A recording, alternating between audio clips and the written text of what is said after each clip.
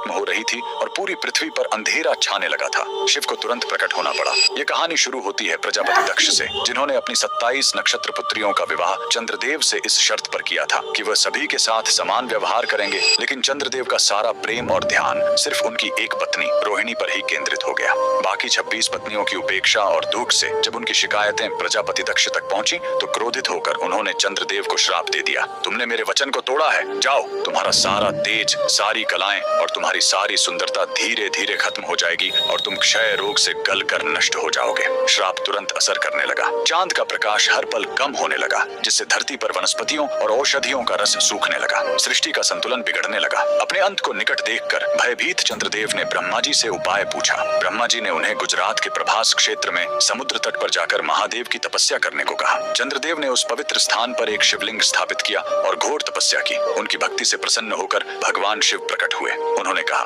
मैं दक्ष के श्राप को पूरी तरह खत्म तो नहीं कर सकता, लेकिन उसका प्रभाव कम कर सकता हूँ। शिव ने वरदान दिया, तुम कृष्ण पक्ष में 15 दिन क्षीण होगे, लेकिन शुक्ल पक्ष में 15 दिन फिर से पूर्ण हो जाओगे। उन्होंने चंद्र को अपने मस्तक पर धारण कर लिया और चंद्रशेखर कहलाए। और जिस ज्योतिर्लिंग की चंद्र ने पूजा की थी वो सोमनाथ, सोम यानी चंद्र के नाथ के नाम से प्रसिद्ध हुआ। और यही सोमनाथ मंदिर भारत का पहला ज्योतिर्लिंग आज भी गुजरात के वेरावल में उसी समुद्र तट पर शान से खड़ा है जहाँ चंद्रदेव ने श्राप से मुक्ति पाई थी। लेकिन रुकिए, इस मंदिर का एक और रहस्य है। यहाँ मौजूद बाण स्तंभ यह बताता है कि यहाँ से लेकर दक्षिणी ध्रुव तक समुद्र के रास्ते में कोई जमीन नहीं है। भगवान शिव के भक्त कमेंट में हर हर महादेव जरूर लिखें।